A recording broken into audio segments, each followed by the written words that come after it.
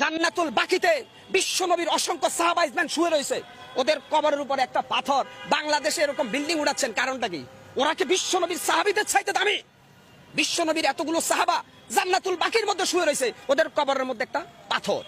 যদি ইচ্ছা করতো ওদের কবরকে সোনা রূপা দিয়া মুজাইদ করে বানাইতে পারতো, কিন্তু আসলে আল্লাহ কোরআনে বলছে কবরের কোনো বুজুর্গি নাই, বুজুর্গি হচ্ছে আমলের।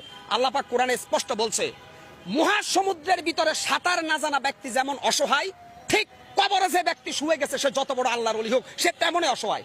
কেন? হাসরের ময়দান আল্লাহ কোরআনে স্পষ্ট বলছে আমাদের নবী মুহাম্মদ সাল্লাল্লাহু আলাইহি সাল্লাম ছাড়া প্রত্যেকটা নবী বলবে ইয়া নাফসি ইয়া নাফসি। তাহলে এই ভণ্ডদেরকে ওদের বাবা বা ওলিরা কিভাবে জান্নাতে নেবে?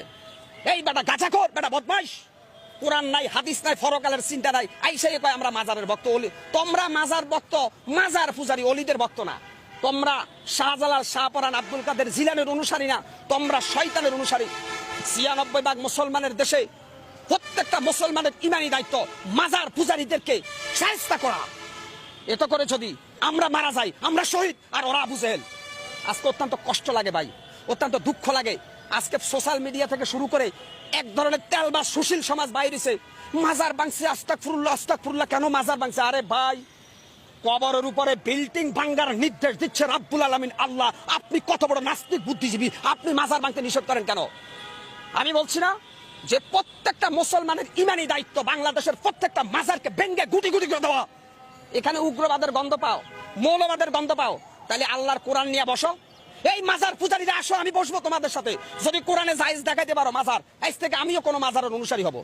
অতএব তোমাদের এই ভণ্ডামি, তোমাদের এই ধান্দাবাজির বিরুদ্ধে কথা বলছিল বাংলাদেশের হাক্কানি আলেম ওলামা। তোমরা তাদেরকে আবু জেহেল বলছিলা। অর্থাৎ এজিদ যখন হাসান হুসাইনকে যখন এজিদের বাচ্চারা হত্যার ষড়যন্ত্র করে, তখন অনেক নামদারি আলেম ছিল, এরা জালেম। আজকে অত্যন্ত কষ্ট লাগে ভাই। আমি মনে করি আল্লাহর কসম খাইয়া বলতে পারি আমার ভাগ্য পরিবর্তনের মালিক একমাত্র আল্লাহ। কোন পীর, কোন বাবা, কোন আউলি আমার ভাগ্যের ভালো বা মন্দ কোনোটাই করতে পারবে না। আমরা একটা পাকা চুলকে বাঁকা করতে পারবে না কোনো অলিমিয়া। আমরা অলিদেরকে সম্মান করি কেন? তারা আমাদের জন্য ইসলামের সংবিধানকে রেখে গেছে, এই জন্য আমরা অলিদের সম্মান করি। এখন মাজার বাংলা কি শাহজালালের ইতিহাস মুছা যাবে? শাহপরানের ইতিহাস মোছা যাবে? মাজারের সাথে শাহপরানের সম্পর্ক না, শাহপরান আর শাহজালালের সম্পর্ক আল্লাহর সাথে, আর মাজারের সাথে সম্পর্ক হচ্ছে খোদাদহী নাস্তিকদের। মিয়া, কেন আপনারা এখানে বারবার বলতেছেন অলিদের বিরুদ্ধে? শাহজালাল, শাহপরান, ৩৬০ জন যে অলি আসছে প্রত্যেকের সম্পর্ক ছিল আল্লাহর সাথে। আর যারা মাজারের মধ্যে সেজদা দেয়, পূজা করে, এদের সম্পর্ক ইবলিস শয়তানের সাথে। এরা শয়তান, এরা বাটপার, এরা ধোঁকাবাজ। কি হচ্ছে?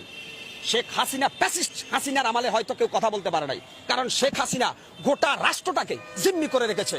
আজকে আমি মুসলমান, যেই দেশে মুয়াজ্জিনের আজান শুনে সূর্য উঠে, যেই দেশে মুয়াজ্জিনের আজান শুনে সূর্য ডুবে, সেই দেশে কোরআনের পক্ষে আমি কেন কথা বলতে পারবো না?